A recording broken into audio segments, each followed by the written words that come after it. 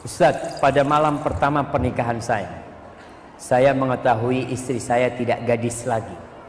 Saya melanjutkan pernikahan untuk menjaga aib dia dan keluarga dia di masyarakat. Tapi sampai saat ini sakit itu masih terasa terus. Mohon nasihatnya.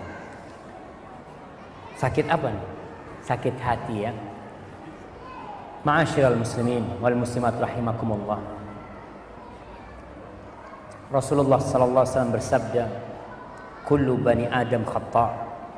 Semua anak Adam itu berbuat salah. Nah, nggak ada yang nggak berbuat salah. Ada yang terjerumus dalam dosa besar, ada yang terjerumus dalam dosa kecil. Tapi kalau dia bertobat kepada Allah Subhanahu wa taala, bisa jadi dia lebih baik daripada yang tidak berbuat dosa.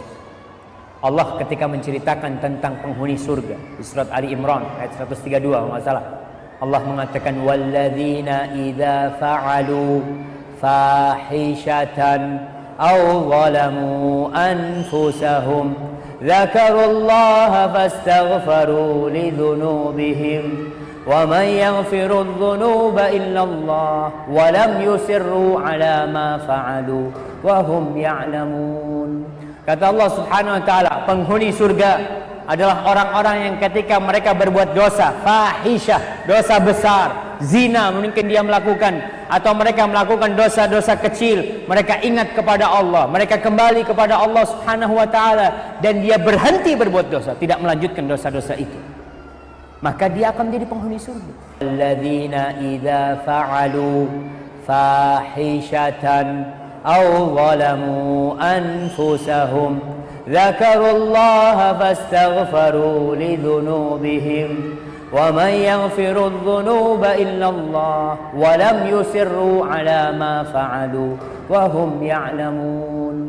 Kata Allah Subhanahu wa taala, penghuni surga adalah orang-orang yang ketika mereka berbuat dosa, fahisyah, dosa besar, zina mungkin dia melakukan, atau mereka melakukan dosa-dosa kecil, mereka ingat kepada Allah, mereka kembali kepada Allah Subhanahu wa taala dan dia berhenti berbuat dosa, tidak melanjutkan dosa-dosa itu, maka dia akan menjadi penghuni surga.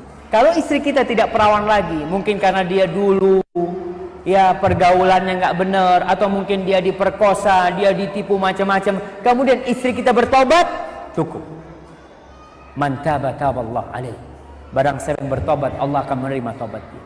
Kalau istri kita bertobat, dan itu akan menjadi kehormatan kita ketika kita menutupin aibnya, karena dia sudah tobat, dia sudah kembali kepada Allah Subhanahu wa taala.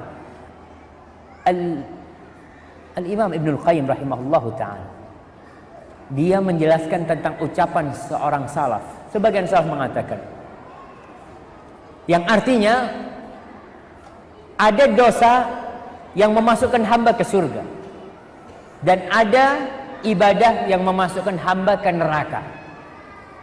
Kok bisa? Kata beliau menjelaskan, ada orang yang berbuat dosa kemudian dia menyesali perbuatan dosanya.